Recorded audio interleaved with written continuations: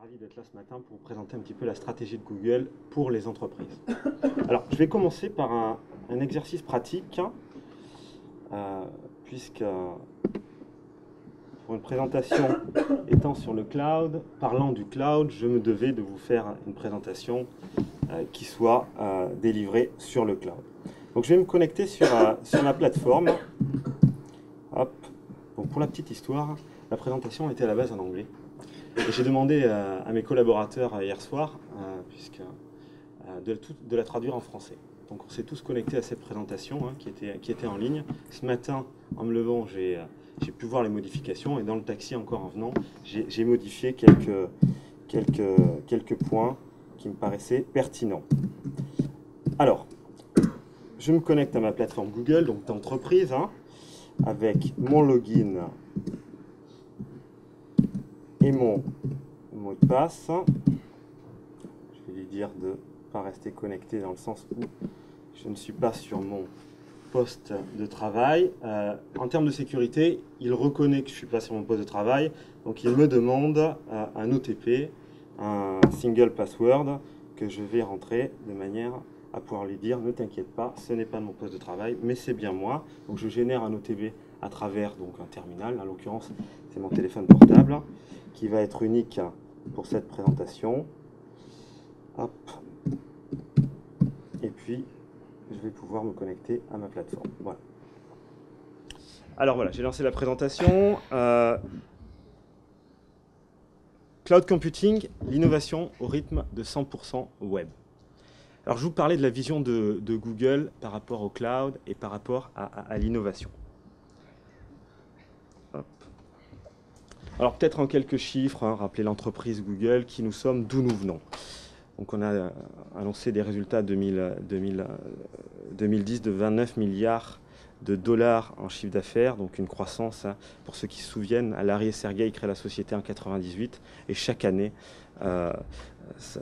on délivre un chiffre d'affaires et des résultats de plus en plus forts. Aujourd'hui, on a 25 milliards de cash. Un Américain peut se dire, mais qu'est-ce que je vais en faire? Clairement, pour nous, la stratégie et le cloud, éventuellement, et moi-même aussi. Clairement, la stratégie pour nous est de délivrer une plateforme cloud pour les entreprises. Parce que nous sommes nés sur le cloud, parce que le marché de l'Internet est déjà extrêmement un marché de valeur pour Google, le marché de l'entreprise est le prochain marché pour Google. 25 000 employés dans le monde et un ADN qui est très axé sur l'innovation. Ça fait un peu plus de 3 ans que je suis chez Google. Vous dire en 3 mots, qu'est-ce qui me paraît incroyable dans cette société. Je crois que la première chose qui m'a marqué, moi j'étais dans une grande société qui faisait d'intégration et de services dans le passé. La première chose qui m'a marqué, je crois que c'est la rapidité de l'innovation. À quelle vitesse on délivre tous les jours, nos ingénieurs, des solutions, des produits qui sont innovants et pour lesquels vous vous dites « Ah oui, il y a un usage qui est pertinent et productif ». Deuxième point, c'est l'ouverture. Notre plateforme se base sur des standards technologiques. On a avant tout une plateforme ouverte, ce qui dans la démarche cloud se traduit par la notion de réversibilité. Je crois que le point, la libération des données pour Google, la notion d'ouverture, de réversibilité est très très forte chez nous. Et le troisième point qui m'a aussi marqué chez Google, je crois que c'est l'expérience utilisateur, la simplicité et la rapidité avec lesquelles j'utilise ces applications. J'ai été évidemment je me suis jamais formé pour utiliser Gmail, vous non plus je ne crois pas, ou pour quelque solution que ce soit. Voilà, trois drivers qui constituent cette culture d'entreprise. Alors Google est un acteur 100% web. On est né dans le cloud. On est né en ligne, on est cloud natif. Évidemment, quand on se projette un petit peu, on se dit qu'un moteur de recherche comme google.fr, comme google.com, c'est du cloud. Donc le cloud, c'est pas nouveau. C'est utilisé depuis plus de 10 ans maintenant à travers Internet. Ça arrive, on arrive à ce point d'adoption pour l'entreprise. Je voulais vous partager ce matin quelques peut-être chiffres clés qu'on connaît moins sur l'entreprise. On est le 4e plus grand constructeur mondial de hardware. Évidemment, on ne revend pas de machines, on ne revend pas de serveurs, mais à travers la construction de notre propre plateforme, la plateforme qu'on offre à nos clients, on fabrique nous-mêmes nos serveurs pour répondre à des contraintes de sécurité et à un cahier des charges très précis. Donc on assemble nos serveurs avec différentes pièces, ce qui en fait des serveurs spécifiques et propriétaires à Google. En termes d'engineering, on parle d'excellence engineering chez Google. On a annoncé là, il y a peu un SLA pour Gmail de 99 984. Je crois qu'on parlait précédemment de la disponibilité, l'accès à l'information de n'importe où, de n'importe quel terminal. La disponibilité devient un enjeu stratégique sur les applications web et sur les applications cloud. Bon, voilà quelques chiffres clés pour illustrer un petit peu la stratégie, la vision et la culture de Google. Ce matin, je vais vous partager trois choses, trois tendances qui changent l'informatique pour nous. Trois accélérateurs selon notre vision du cloud, selon notre définition du cloud computing, et 7 nouveaux usages qu'on partagera, mais qu'on pourra illustrer aussi à travers la table ronde qui suit. On écoute nos clients. Trois tendances qui impactent aujourd'hui les entreprises. La vitesse, la mobilité, l'innovation. Je reviens sur chaque point. La vitesse, je crois que le time to market, ça fait un moment qu'on en parle. Les métiers, on parle depuis longtemps de cette agilité. Pour l'informatique, ça a toujours été quelque chose de difficile à délivrer de par les infrastructures qu'on a mis en place. Je parlerai d'un exemple d'une société américaine avec laquelle on travaille, qui s'appelle Local Motors, qui à travers des systèmes de sondage pour ses clients et pour ses partenaires de vote en ligne, délivre des solutions de design des voitures, des voitures pour les grands constructeurs dans le monde. Alors qu'il faut 5 ans pour normalement sur le marché concevoir une voiture, ils y arrivent en 18 mois. Évidemment, ça leur donne énormément de valeur et de compétitivité sur ce marché. La vitesse est clé. La mobilité. Alors la mobilité, c'est un sujet qui est éminemment stratégique pour nous aussi. Évidemment, vous avez tous entendu parler du programme Android. Mais pour vous donner un exemple sur la mobilité, donc là je suis avec mon Nexus S. Aujourd'hui je peux, pas encore en France, mais aux États-Unis en tout cas, payer avec mon téléphone. Je peux, quand je suis dans un magasin, scanner un code barre d'un produit et comparer immédiatement si d'autres fournisseurs, magasins me proposent le produit moins cher aux alentours de la zone où je me situe. Ça, c'est des nouveaux usages. Ça va demander énormément d'adaptation et de compétitivité aujourd'hui aux entreprises qui vont devoir s'adapter à ces nouveaux usages. Donc la mobilité, évidemment, est clé par rapport aux applications qu'on va délivrer en entreprise pour nos clients, mais aussi pour soi-même. Je vous parlais de l'illustration de comment nous avons construit cette présentation avec mes collaborateurs, en tout cas traduit cette présentation à plusieurs. J'ai besoin d'accéder de partout à mes présentations et à mes applications. Enfin, l'innovation, dans les tendances toutes les entreprises ont besoin d'être innovantes. On parle beaucoup d'innovation. Mais innovation, qu'est-ce que ça veut dire? On constate que en fait, l'innovation est très corrélée à la collaboration. Une entreprise qui est innovante, c'est une entreprise qui collabore. Alors je pourrais vous parler de la vie d'un Googler, d'un employé de Google à longueur de journée, parce que évidemment par essence on essaye d'utiliser nos usages et notre plateforme. Mais il est vrai que quand vous collaborez aujourd'hui, vous innovez plus. Quand vous partagez, vous innovez plus. Donc c'est Future Foundation qui le dit, il existe une corrélation très forte entre les deux sujets. 81% des employés qui collaborent sont plus innovants. À côté de ça, il y a des freins. On en parlait tout à l'heure, il y a un existant aujourd'hui en entreprise. C'est vrai qu'en Asie, certaines entreprises partent from scratch pour construire un système d'information. Je suis une start-up, je pars from scratch, je pars sur le cloud. Mais aujourd'hui, la réalité des grandes entreprises, c'est qu'il y a un existant et qu'il faut gérer, évoluer cet existant. Les trois freins qui réduisent votre agilité et une capacité à innover. Aujourd'hui, il y a une rigidité, c'est normal, les systèmes d'information se sont construits depuis plusieurs années et aujourd'hui, on arrive à des architectures qui sont très, très complexes et difficiles à faire évoluer parce que très intégrées. Bon, je prendrai la citation là, de Forrester qui disait qu'il y a pas longtemps, sur l'une de ses publications, en comparaison avec les applications SaaS, aujourd'hui, les releases des applications on-premise bougent à la vitesse des glaciers et entravent l'innovation. Bon, c'est un petit peu provocateur, mais c'est une réalité. La complexité se traduit dans les applications de par le fait qu'aujourd'hui, une application sur 4, voire une application sur 5, parfois, elle n'est pas utilisée en entreprise. Parce que aujourd'hui, les applications sont complexes et difficiles finalement à maintenir et faire évoluer selon l'utilisateur. Et le coût, parce qu'enfin, CAPEX, OPEX, 80% du budget IT est dead money. Il ne contribue ni au métier, ni à la croissance. Donc comment, en tant que DSI, que je me transforme et je peux apporter une proposition de valeur. Je construis ce système d'information plus dynamique qui va répondre à mes métiers et je l'intègre dans mon schéma directeur. Alors notre réponse chez Google et notre vision, c'est le cloud computing. Le cloud computing, c'est un mot qui est très utilisé ces derniers temps. La traduction qu'on en fait, c'est qu'une plateforme cloud est 100% web. Et je vais vous expliquer pourquoi la notion de 100% web est importante et stratégique pour nous.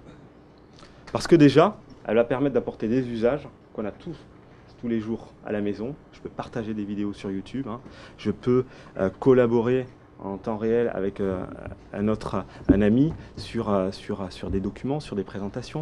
Je peux partager les photos, les publier, je peux faire du réseau social, etc. etc. Donc, comment j'amène cette innovation dans l'entreprise? Une vision, le 100% web. Quelques caractéristiques par rapport à ce qu'on appelle le 100% web et quelques dimensions qui définissent notre vision 100% web. 3 dimensions chez Google. Une plateforme, Google Apps for Business, les applications. On délivre des applications, ce qu'on appelle plus largement dans le jargon cloud computing, le SaaS, le software as a service. Une dimension plateforme, ce qu'on appelle plateforme as a service. Et une dimension device, terminaux, qui contribuent aujourd'hui pour nous très fortement à l'adoption du cloud, parce que je ne suis pas sûr que si il n'y avait pas l'explosion du mobile et des tablettes aujourd'hui, on irait aussi vite sur ce modèle cloud computing. Alors, 5 caractéristiques qui définissent le 100% web selon Google. Premièrement, c'est accessible via un navigateur. Ça explique aussi, on va parler de single tenant, de multi-tenant. Quand c'est accessible via un navigateur, j'utilise la plateforme Internet pour délivrer mes logiciels, comme plateforme applicative. C'est scalable, sécurisé, global et partagé. On parle de cloud privé, cloud public. Moi, ce que je dis souvent, c'est dans une infrastructure privée fermée, comment je fais? Quid des pics de montée en charge? Quid des économies d'échelle? Est-ce que vraiment ça apporte des réponses? Je ne suis pas sûr. C'est pour ça que notre vision de la scalabilité du global et du ultra sécurisé est très importante. Le modèle d'abonnement, on a parlé à travers ça, c'est un coût par utilisateur par an. Je paye ce que j'utilise. Donc ça, c'est une grande évolution dans notre approche et dans l'approche du cloud computing. Accessible de n'importe où, donc de tous les terminaux de n'importe où dans le monde, c'est aussi une manière de délivrer nos services. L'iPad est sorti l'année dernière, la tablette est sortie l'année dernière. La première question que nous ont posé nos clients, et l'ESSEC en premier, comment je fais pour éditer un document d'un iPad? D'accord? Donc ça, c'est cette agilité qu'apporte le cloud. Et l'innovation continue vs upgrade, ça je pense que pour moi c'est le plus important. Aujourd'hui, je suis toujours sur la dernière version de mon application. La notion de version n'existe pas. J'utilise l'innovation au fil de l'eau. Voilà un petit peu les 5 caractéristiques qui définissent la vision qu'a Google à travers le 100% web. Alors, les applications. La plateforme applicative. La problématique, améliorer la collaboration et l'innovation dans votre entreprise. Notre vision est clairement de dire aujourd'hui, la communication et la collaboration sont des besoins universels. Pourquoi? Parce que pour qu'une entreprise soit collaborative, il faut que tout le monde puisse collaborer. L'innovation peut venir de n'importe où, surtout de n'importe qui. D'accord? Donc, il faut démocratiser ces outils de communication et de collaboration. Alors, là, vous avez l'exemple d'un client, Telegraph Media Group, qui a déployé en Angleterre, qui voulait, pour sa force commerciale, avoir des employés qui soient plus nomades et qui accèdent de façon très simple à l'information. Qui voulait transformer ces terminaux, téléphones, tablettes ou ordinateurs de bureau, en portail de l'information. Donc un accès web, quel que soit l'appareil, en utilisant une connexion Internet. La valeur, finalement, quelle valeur on a apporté à cette entreprise aujourd'hui à travers le déploiement de la plateforme Google Apps, et Telegraph Media Group a publié une étude sur ce sujet, c'est que la mobilité améliore la productivité presque de 3 fois. D'accord ? En parallèle de ça, dans le même temps, le Forrester dit la collaboration traditionnelle limite l'innovation, la collaboration en temps réel et doit être interne et externe. C'est une capacité qui doit être offerte aujourd'hui et le ROI en termes de valeur est estimé à 307% et un payback en 7 mois. Voilà un petit peu quelques chiffres qui illustrent le déploiement d'une plateforme applicative, de notre plateforme applicative, à travers un client Telegraph Media Group. Alors en termes de solutions, ça se traduit comment? Vous connaissez Gmail, donc Gmail for Business, c'est une solution d'entreprise. Gmail, c'est plus de 400 000 lignes de code en JavaScript, et autant en Java. C'est l'une des applications, je pense, la plus puissante et complexe jamais éditée sur le web, mise en place en ligne. Gmail, c'est cette année, en termes d'innovation, une priority inbox à l'entreprise. Je peux prioriser mes mails. C'est intégrer des gadgets contextuels, des widgets contextuels. Moi, je fais du commerce. Il est intéressant, quand je reçois un mail d'un client, j'ai une visu directement sur mon système de CRM qui m'illustre qu'est-ce que j'ai fait avec ce client, sur quelles affaires je suis en train de traiter avec lui, etc. Donc j'intègre de l'information décisionnelle qui me permet de traiter, d'être plus productif dans mes mails. Et enfin, je peux communiquer, vidéo chatter, faire de la voix et de la vidéo, et lancer une conférence à travers ma messagerie. Donc là, j'ai un portail de communication et de collaboration qui est intégré dans ma messagerie. De la même façon, les Google Docs me permettent d'éditer des documents en ligne, de les partager et de les publier. La plateforme, deuxième dimension. Donc là, on a parlé de la partie applicative de notre proposition de valeur. La partie plateforme. Simplifier la manière dont vous construisez et maintenez les solutions IT, je crois que c'est le challenge que s'est fixé Malakoff Médéric qui a déployé la plateforme en France, et l'analyse qu'a fait le Gartner.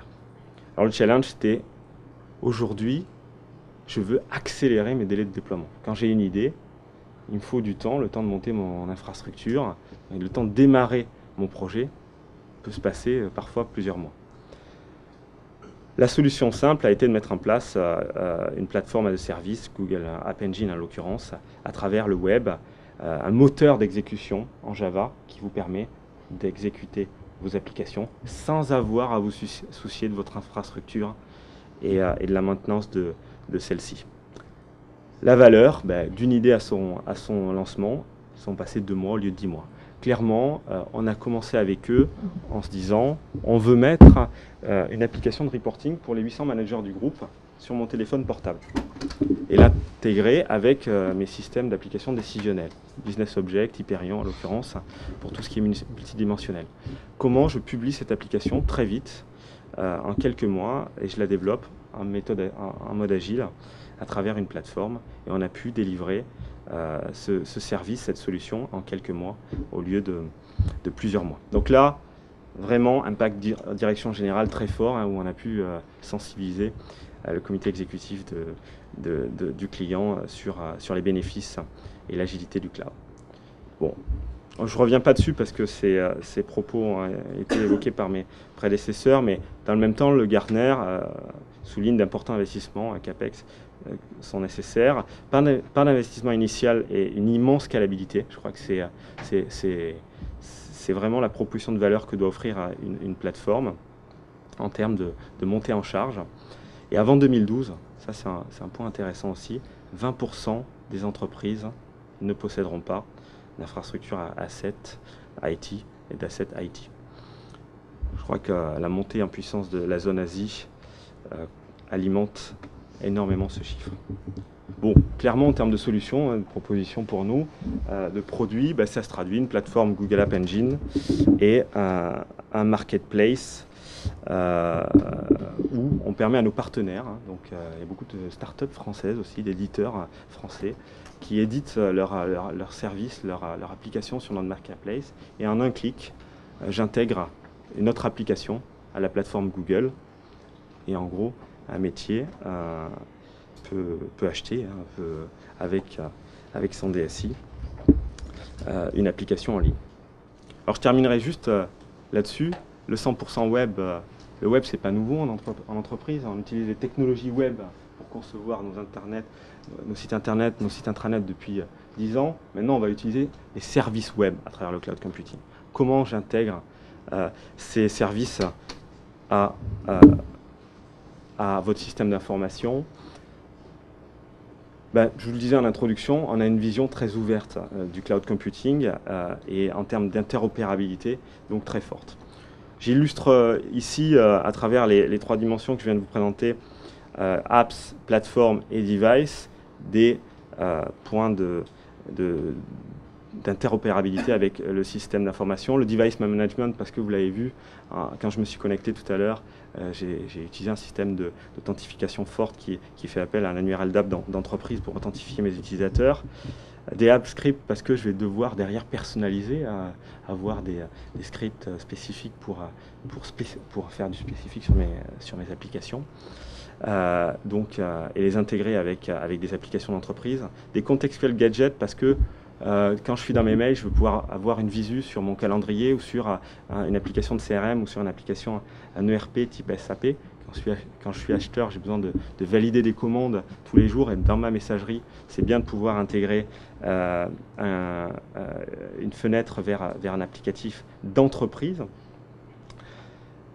Le Cloud Connect, c'est une annonce qu'on a fait le 22 février. Le Cloud Connect, c'est j'utilise la suite Microsoft Office intégrée avec du Google Docs pour upgrader Office, pour faire de la collaboration temps réel sur Office en utilisant la puissance de la plateforme Google Apps.